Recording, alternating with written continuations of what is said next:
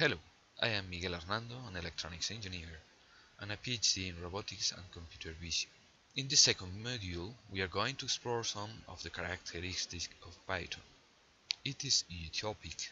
Try to explain a programming language in 4 or 5 videos. Therefore, I am going to introduce informally the basic concepts and features of the Python language, so you will be able to explore it by yourself. Python has a great supporting community, and there are a lot of free tutorials and web resources. So if you want to learn more about Python, just start by visiting the official web page of the Python Foundation. Python is a wonderful and powerful programming language that's easy to use and with Raspberry Pi lets you connect your project to the real world. Python syntax is very clean and therefore programs are compact and easy to read. Programs written in Python are typically much shorter than equivalent C, C++ or Java programs. A very important characteristic is that Python is an interpreted language, which can save you considerable time during program development because you don't need to do some strange things like compile or link your code. Just run the written code. Moreover, the interpreter can be used interactively, which makes it easy to experiment with features of the language, to write thrown-away programs, or to test functions during bottom-up program development.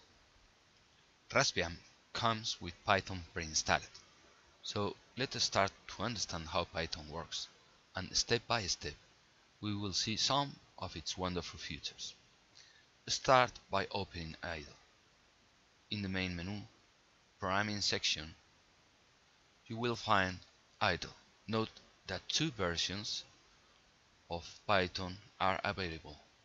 Python 3 is the newest version and is recommended and the one that we are going to use in this course. Idle gives you a prompt you can enter Python commands into. The output of commands are printed to the screen without using print. We also could have opened the interpreter in a terminal just by writing Python 3.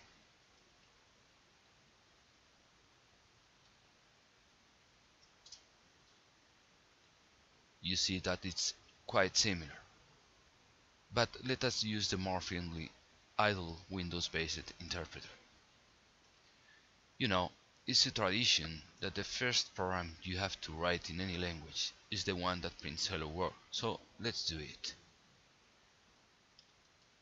Print hello world.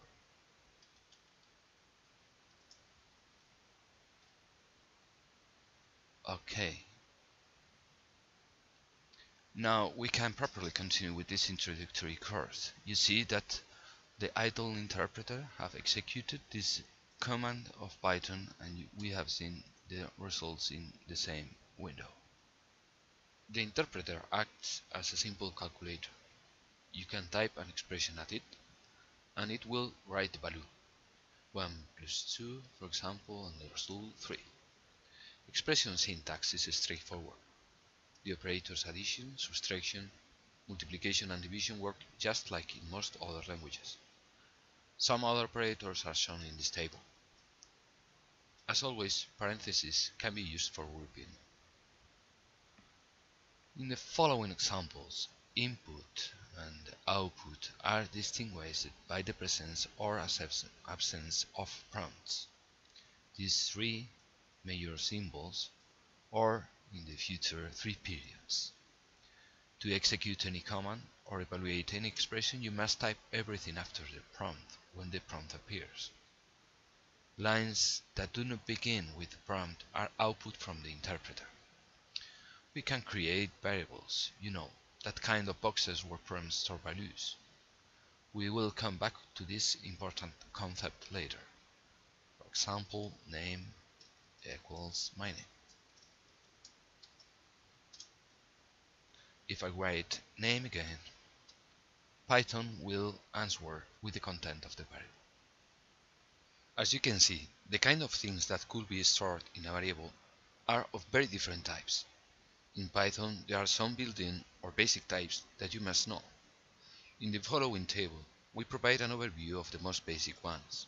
There are logical values, different types of numeric variables, sequences that are mutable, others that aren't, etc.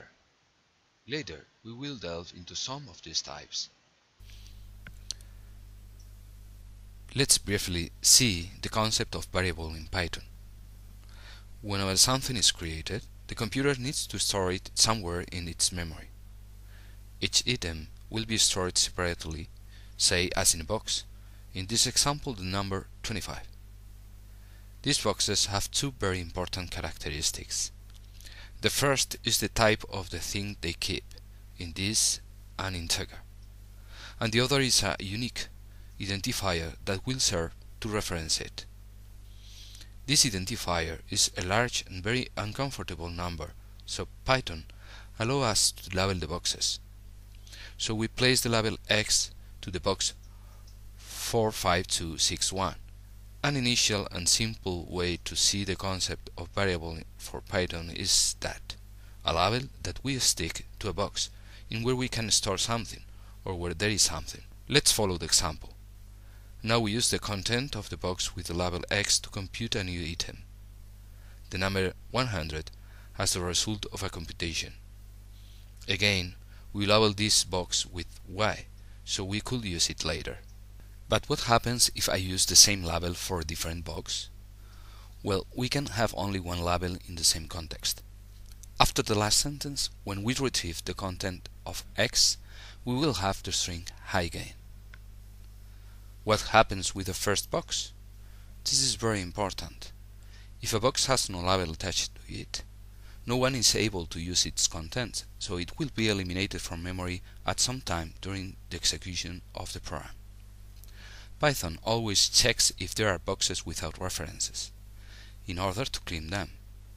That's what we call the garbage collector, an automatic cleaner of things that are in memory but that no one can use. One of the things that finds most curious who begins to learn Python is the indentation issue. The statement grouping is done by indentation instead of beginning and ending brackets or keywords as many other languages do. For example, a for loop in Python should be written like for I in range 10 and colon print hello. Notice how idle included 4 spaces after the colon. The indentation is necessary here. You see, 10 times hello.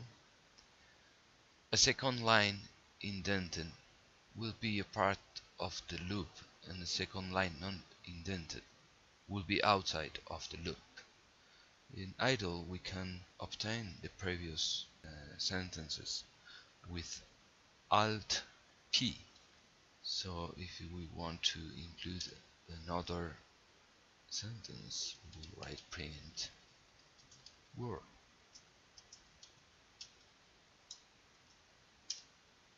You'll see how 4 spaces have been included here and 4 spaces have been included here.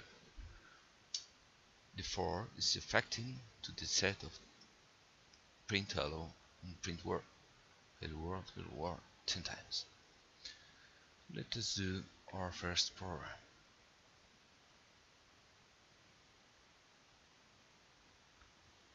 We are going to create our first Python program to follow the example. Title name. In file, we select new file.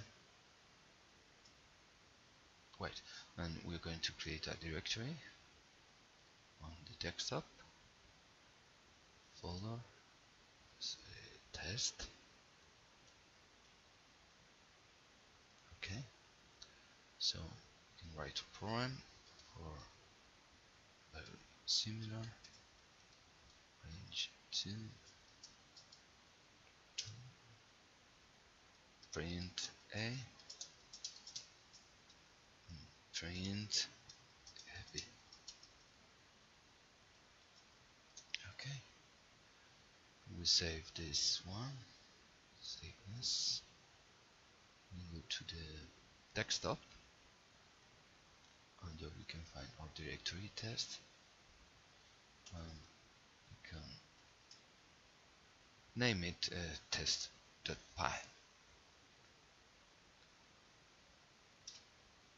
Okay, so we are going to open the terminal,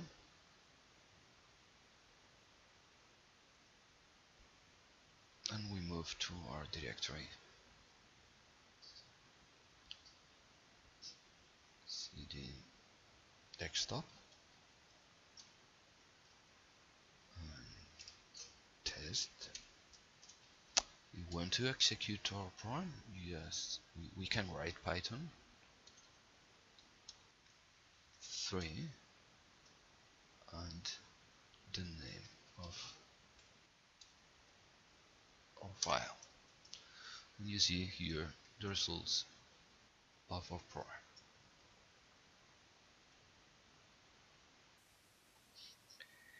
If we modify the indentation and write the following,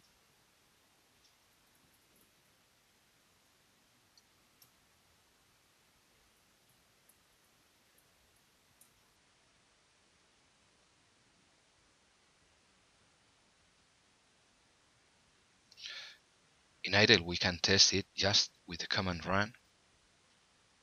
It will print AAB.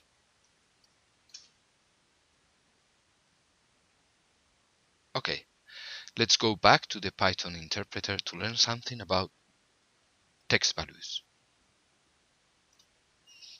Strings in Python can be expressed in several ways. Text values can be enclosed in single quotes or double quotes with the same result. Strings can be indexed, with the first character having index 0. Indices may also be negative numbers to start counting from the end. Note that since -0 is the same as 0, negative indices start from -1. In addition to indexing, slicing is also supported. While indexing is used to obtain individual characters, slicing allows you to obtain substrings. For slicing in Python, we use the column symbol. Slice indices have useful defaults. An omitted first index defaults to 0. An omitted second index defaults to the size of the string being sliced. Note how the start is always included and the end always excluded. This makes sure that a slice from the beginning to a certain position plus a substring from that certain position to the end is always equal to the original string. Attempting to use an index that is too large will result in an error. Comments are ignored in the program but are there for you to leave notes, and in Python are denoted by the hash symbol. Any text after the hash in a line of code will be ignored. Although triple quotes are used for multi-line text, they are also used for multi-line comments. Okay, before finishing this introduction, let us write our first useful script. We are going to write the code that solves the quadratic equation. The script should be able to give us the real or the complex solutions depending on the value of the discriminant. If the discriminant is lower than 0, the output is given by the following expression. But if it is greater than or equal to 0, real solutions are obtained through. We need some interactivity with the user, so let's see how we can get some data from him. For getting input from the keyboard, we are going to use the input function. The meaning of the first sentence is something like, print please enter an integer, read the string written by the user, and interpret it as an integer that will be stored in the variable x. We can make use of the function eval, so the string will be interpreted as Python code. We will also make use of an imported function from the standard module math, square root.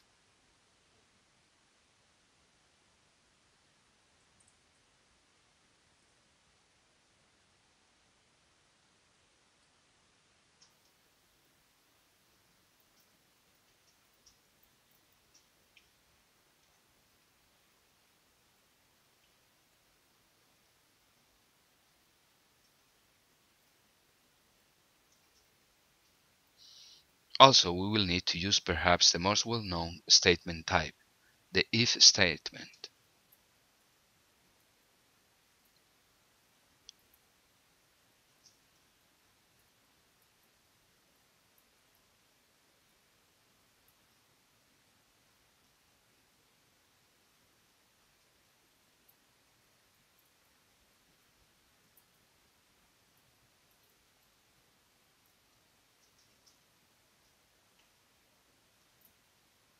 There can be 0 or more elif parts, and the else part is optional. The keyword elif is short for else if and is useful to avoid excessive indentation.